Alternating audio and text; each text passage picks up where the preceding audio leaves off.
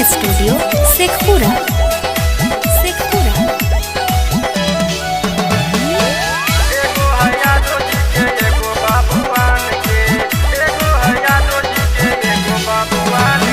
भाऊजी के दोनों बहिन दोनों है सियान रे, भाऊजी के दोनों बहिन दोनों है सियान रे। एगो है पारे जी के एगो याहिरान के, एगो है पारे जी के एगो याहिरान के। भाऊजी के दोनों बहिन दोनों है सियान रे, भाऊजी के दोनों बहिन दोनों है सियान रे। एगो है यादव जी के एगो बाबुआन के, एगो है यादव जी के एगो बाबुआन के।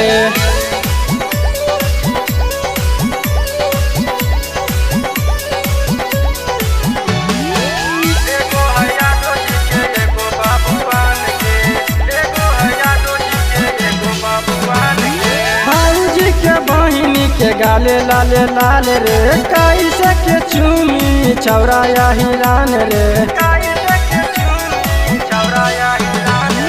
भाऊजी के बहिनी के गाले लाले लाल रे, कैसे के चूमी छौरा याहिरान रे।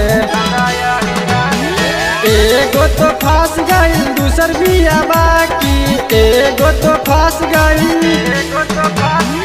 एगो तो फांस गई दूसर बिया बाकी, एगो तो फांस गई दूसर बिया बाकी।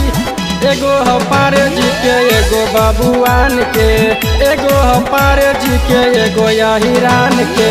माँ प्रतिमा रिकॉर्डिंग स्टूडियो शेखपुरा।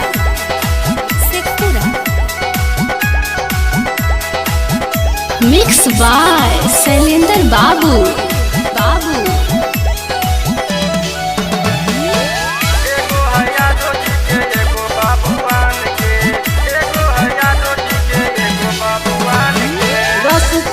चालू है छौरी स्टाइल में, छौरा के फसल है अपने समाइल में।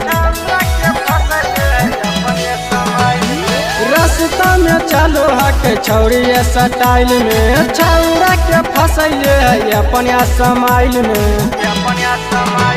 लगाइल पिस्ट खिलाबो है नवादा, लगाइल पिस्ट,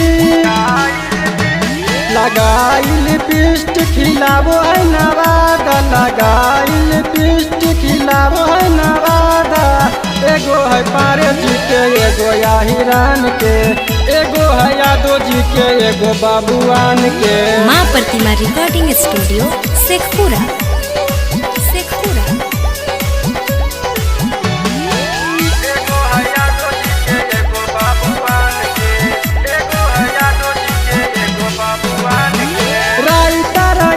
जी के बुझे नहीं जाते रे, आधी आधी रात में खियाबे पुआ भर रे। राइटर अरविंद जी के बुझे नहीं जाते रे, आधी आधी रात में खियाबे पुआ भर रे। बरजस बिहारी पूरा गोसाइल, बरजस बिहारी, बरजस बिहारी पूरा गोसाइल, बरजस बिहारी पूरा गोसाइल। एगो है पारे जी के एगो याहिरान के, एगो है यादव जी के एगो बाबुआन के।